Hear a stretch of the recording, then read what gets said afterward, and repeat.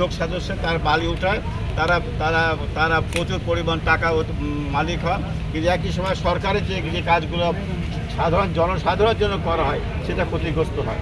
তো আমি আপনাকে ধন্যবাদ জানাই, সাধুবাদ জানাই। আমি আশা করব আপনার মাধ্যমে অন্যান্য মিডিয়া যারা আছে তারাও এই যে অবৈধভাবে বালি উত্তোলনের বিরুদ্ধে আপনারা প্রতিবাদ দেবেন এবং জনসাধারণকে আপনারা উদ্বুদ্ধ করবেন যে তারা কোনো অবস্থাতে যাতে করে অবৈধ বালি উঠে না দেয়।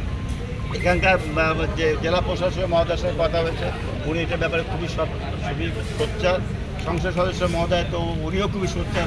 উনি তো পিস্তল নিয়ে উনি নেমেছিলেন বালু অবৈধ বালি উত্তোলন থেকে তাড়াবার জন্য।